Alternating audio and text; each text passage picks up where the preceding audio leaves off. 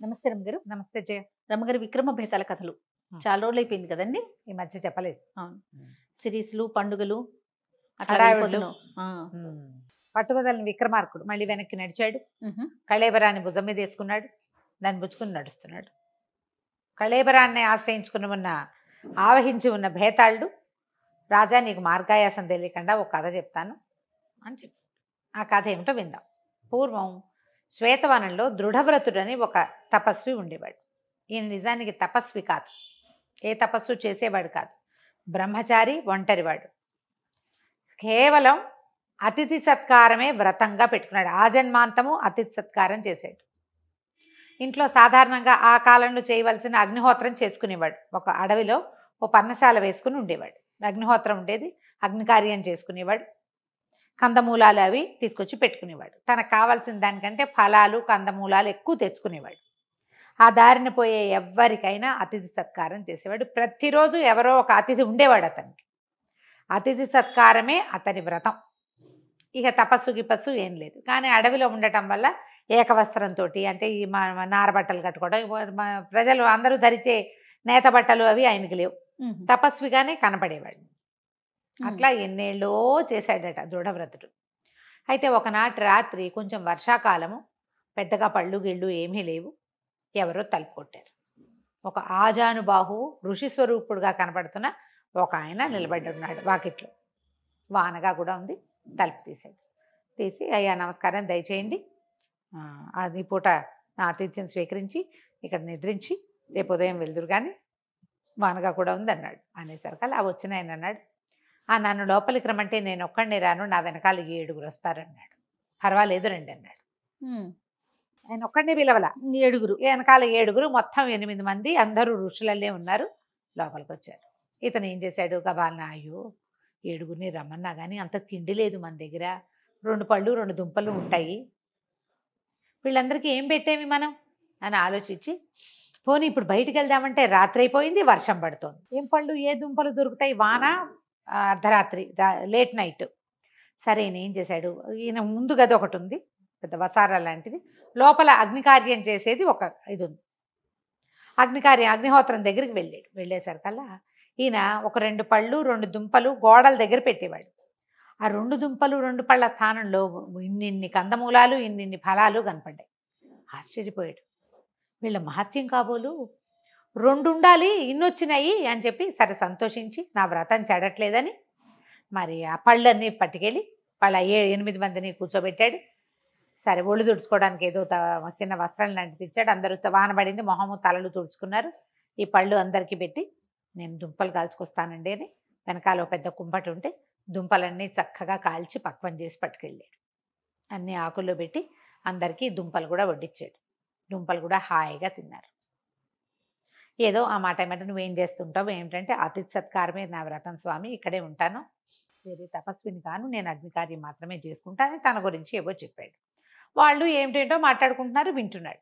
సరే కొంచెం రాత్రి మళ్ళీంది, తెల్లవారుజాముకి లేచి బయలుదేరిపోయేసరికల్లా, అదేమిటి విశ్రాంతి తీసుకుని వెళ్ళండి అంటే, మాకు విశ్రాంతి అంతా తిప్పటలోనే ఉంటుంది, మా విశ్రాంతి తిరగటమే మా విశ్రాంతి, పడుకోవటం మా విశ్రాంతి కాదు, అసలు మేము పడుకోము, మా పడుకునే కాలం ఇది కాదు అని చెప్పి లేచి వెళ్ళిపోయారు.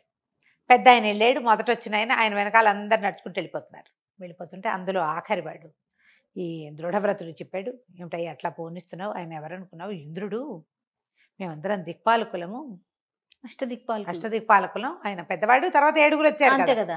ఏదైనా వరం అడగయ్యా ఇస్తాడు, రాత్రి వేళ ఆహారం పెట్టావు, నీకు పరీక్ష ఇది, అడగమంటే ఈయన గబగబా వెళ్ళి ఆ దృఢవ్రతం ఆయన దండం పెట్టి, అయ్యా మీరు ఒప్పుకుంటే నేను ఒక వరం అడుగుతానండి అన్నాడు. ఆయన సిద్ధపడ్డాడు వరం ఇవ్వడానికి.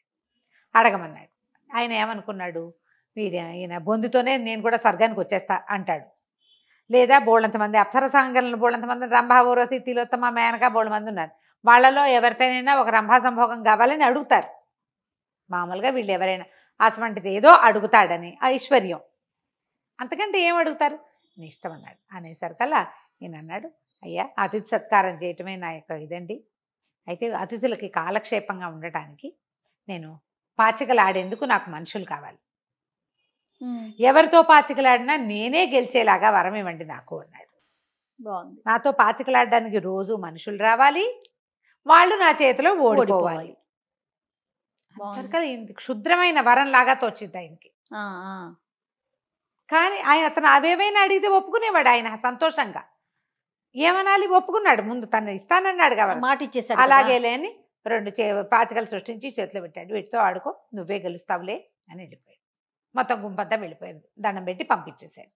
ఇక మర్నాటి నుంచి చుట్టుపక్కల ఆశ్రమాల వాళ్ళు ఎవరో ఒకళ్ళు ఈయనతో ఆడడానికి వచ్చేవాళ్ళు. కాసేపు పాచికలాడి ఓడిపోయేవాళ్ళు. పందాలు లేవు, ఆహా. ఆటే, డబ్బేం కాదు, ఏమీ లేదు, ఆట. అంతే. ఓడిపోయేవాళ్ళు అంతే. అక్కడి నుంచి ఈయన పండో ఫలమో దుంపో ఏదో చక్కగా పెట్టేవాడు. ఆయన అతిథి సత్కారం ప్రతిరోజు జరిగేది. అతనికి కావాల్సింది ఏమిటి మెయిన్? తన చేతిలో ఓటమి పాలవటం. అతిథి సత్కారం. రోజు ఎవరైనా తన దగ్గర తినడానికి రావాలి.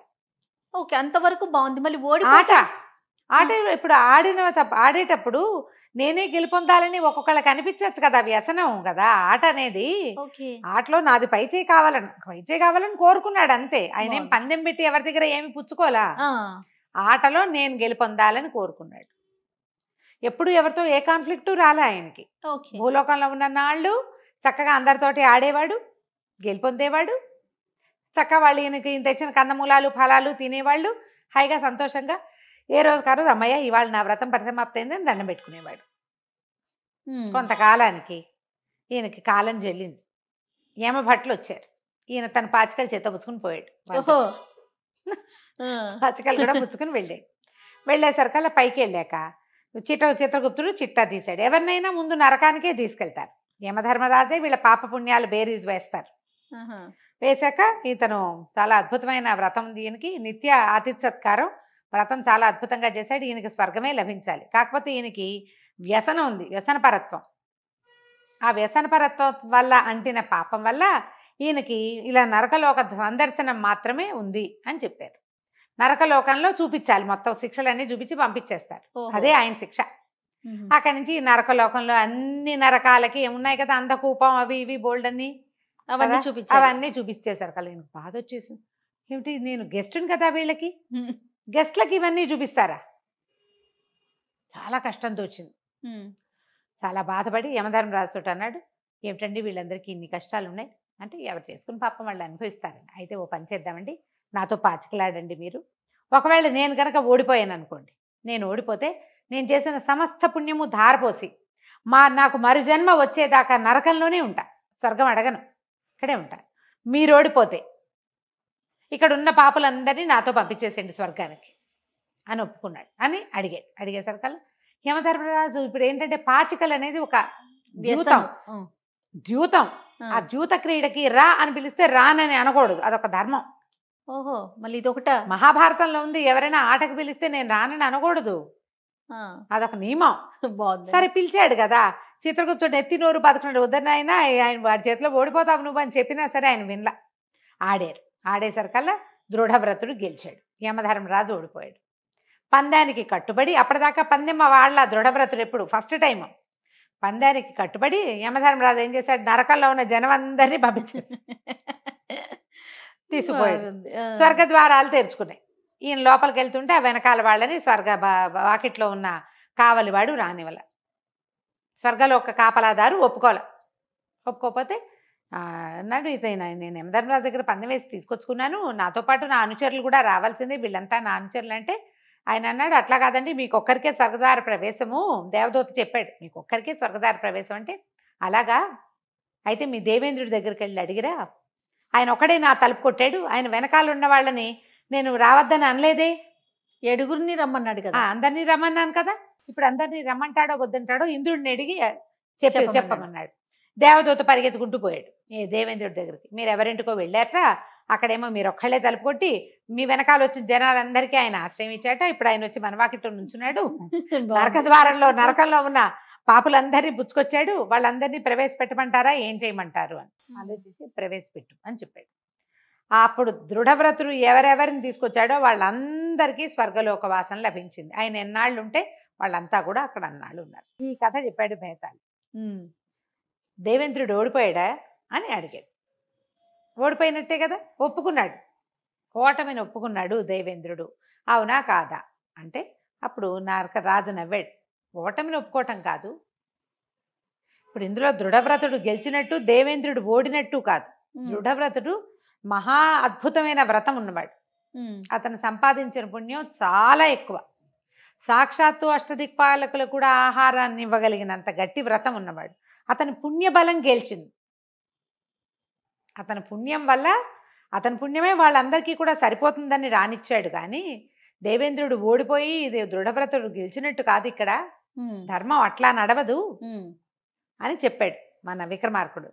చెప్పగానే భేతాళుడు ఒప్పుకున్నాడు. కరెక్ట్గా చెప్పావు, ధర్మాన్ని ఎవడు పట్టుకుంటే వాళ్ళందరికీ, వాడి తోకపుచ్చుకుని వాళ్ళందరికీ ఆ ధర్మమే వర్తిస్తుంది. ఇది పాయింటే కానీ నువ్వు మౌనభంగం చేసావు కదా, నేను వెళ్ళొస్తానని శవంతో సహా వెనక్కి వెళ్ళిపోయాడు. మళ్ళీ పట్టువదలని విక్రమార్కుడు వెనక్కి నడవడం మొదలుపెట్టాడు. కథ కంచికి మనం ఇంటికి. భలే ఉంది రమ్మగారు, చాలా ఇంట్రెస్టింగ్ అనిపించింది. బాగుంది కదా? చాలా చాలా బాగుంది. నమస్తే. సుమన్ టీవీలో మీ పర్సనల్ అండ్ బిజినెస్ ప్రమోషన్స్ కోసం కింది నెంబర్కి కాంటాక్ట్ చేయండి.